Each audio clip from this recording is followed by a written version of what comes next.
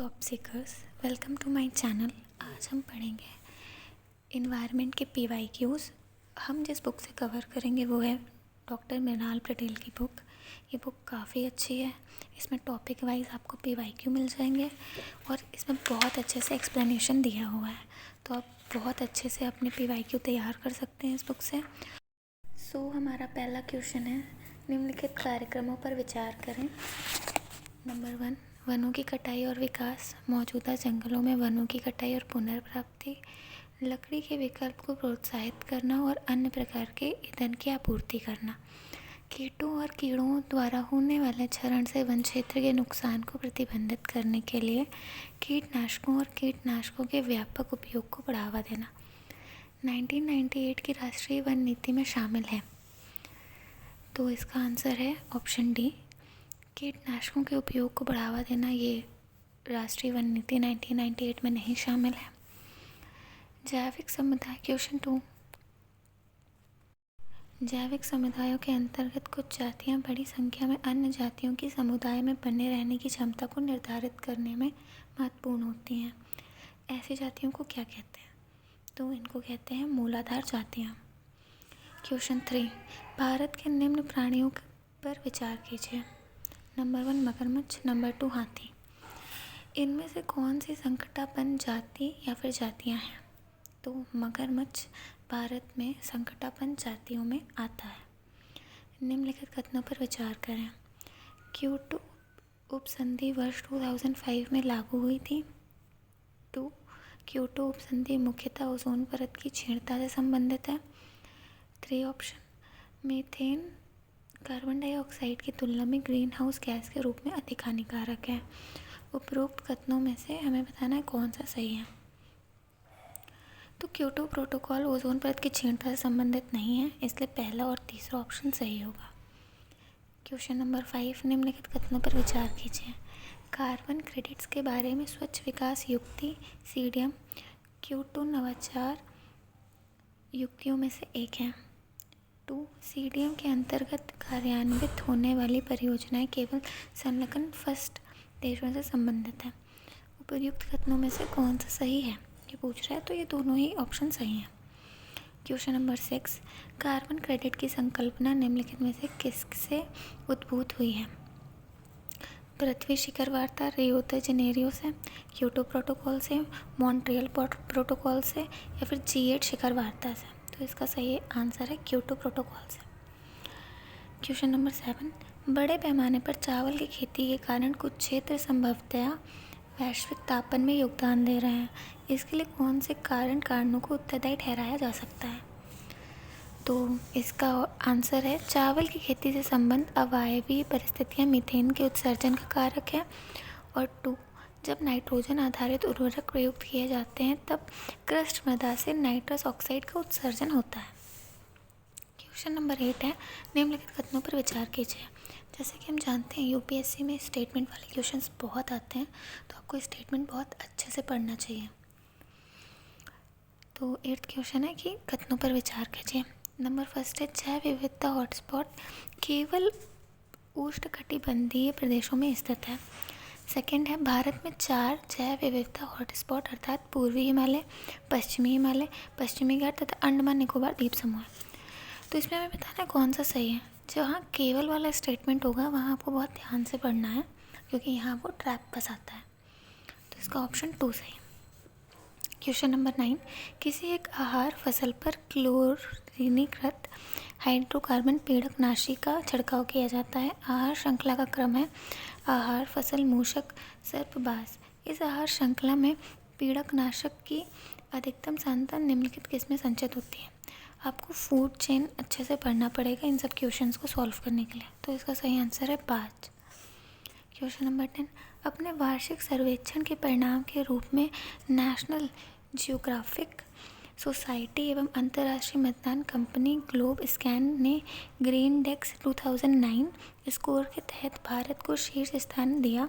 यह स्कोर क्या है? तो इसका सही ऑप्शन है ऑप्शन सी, ये विभिन्न देशों द्वारा प्राकृतिक संपदा के संरक्षण को सुधारने के लिए चलाए जा रहे कार्यक्रमों योजनाओं का आकलन है। क्वेश्चन नंबर 11 है, भारत रामसर अभिसयम अभिसमय रामसर कन्वेंशन का एक पक्षकार है और उसने बहुत से क्षेत्रों को रामसर स्थल घोषित किया है। निम्नलिखित में से कौन सा कथन इस कन्वेंशन के संदर्भ में सर्वोत्तम रूप से बताता है कि इन स्थलों का अनुरक्षण कैसे किया जाना चाहिए?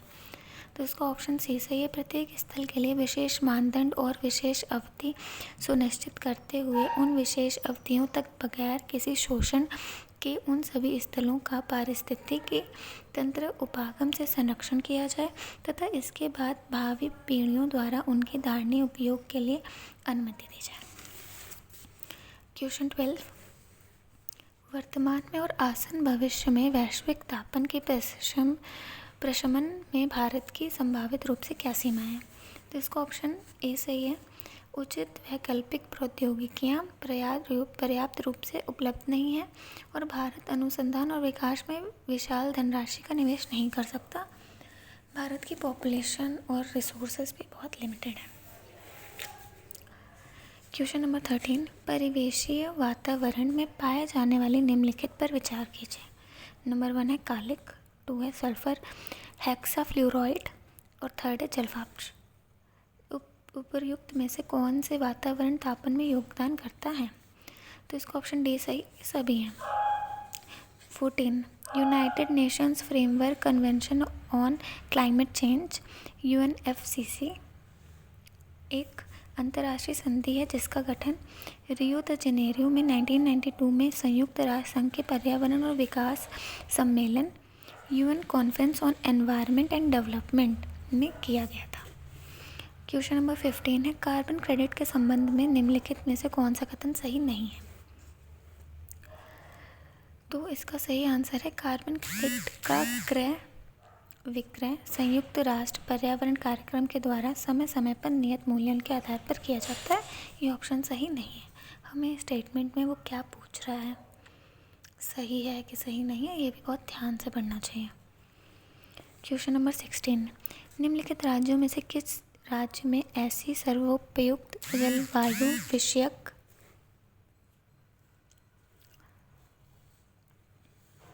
स्थितियाँ उपलब्ध हैं जिसमें न्यूनतम लागत से ऑर्किड की विविध किस्मों की खेती हो सकती है और वह इस क्षेत्र से निर्यात उन्मुख उद्योग विकसित कर सकते हैं? तो इसका सही आंसर होगा अरुणाचल प्रदेश।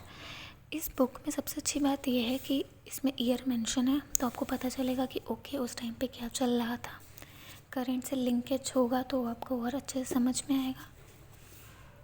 क्वेश्चन नंबर 17, हाल ही के वर्षों में मानव गतिविधियों के कारण वायुमंडल में कार्बन डाइऑक्साइड की सांद्रता में बढ़ोतरी हुई है, किंतु उसमें से बहुत सी वायुमंडल के निचले भाग में नहीं रहती है, क्योंकि? तो इसका सही आंसर है ऑप्शन सेकंड, समुद्रों में पादप प्रकाश संश्लेषण कर लेते हैं। क्वेश्चन नंबर 18 है पारितंत्र उत्पादकता के संदर्भ में समुद्री उत्प्रवाह क्षेत्र इसलिए महत्वपूर्ण है क्योंकि ये निम्नलिखित माध्यमों से समुद्री उत्पादकता बढ़ाते हैं। इसका भी ऑप्शन 2 से ये पोषक को सतहों पर लाकर ये बढ़ाते हैं। क्वेश्चन नंबर 19 है अंटार्कटिक क्षेत्र में ओजोन क्षेत्र का बनना चिंता का विषय है। इस क्षेत्र के बनने का संभावित कारण क्या है? विशिष्ट ध्रुवीय वाताग्र तथा समताप मंडलीय बादलों की उपस्थिति तथा क्लोरोफ्लोरोकार्बनों का अंतर्वाह। क्वेश्चन नंबर 20 है 2 महत्वपूर्ण नदियां जिनमें से एक का स्रोत झारखंड में है और जो उड़ीसा में दूसरे नाम से जानी जाती है तथा दूसरा जिसका स्रोत उड़ीसा में है और समुद्र में प्रवाह करने से पूर्व एक ऐसे स्थान पर संगम करती है जो बंगाल की खाड़ी से कुछ ही दूर पर है। यह वन्यजीव तथा जैव विविधता का प्रमुख स्थल है और सुरक्षित क्षेत्र है। कौन सा वो स्थल हमें ये बताना है, तो ये भितरकनिका रिवर है का स्थल है वो। क्वेश्चन नंबर 21, निम्नलिखित में से 3 मानकों के आधार पर पश्चिमी घाट श्रीलंका एवं इंडो बर्मा क्षेत्र को जैव विविधता के प्रखर स्थलों के रूप में मान्यता मिली है। तो कौन से हैं वो मानक, ये हमें बताना है। तो जाति बहुतायता, स्थानिकता और आशंकाभूत। 22nd क्वेश्चन है हिमालय पर्वत प्रदेश जातीय विविधता की दृष्टि से अत्यंत समृद्ध है। इस समृद्धि के लिए निम्नलिखित में से कौन सा कारण सबसे उपयुक्त है? इसका ऑप्शन बी सही है। यहाँ विभिन्न जीव भौगोलिक क्षेत्रों का संगम है। क्वेश्चन नंबर 23 है, भारत के समुद्री जल में हानिकारक शैवाल प्रस्फुटन में हो रही वृद्धि पर चिंता व्यक्त की गई है। इस वृद्धि के क्या कारक तत्व हो सकते हैं, ये हमें बताना है।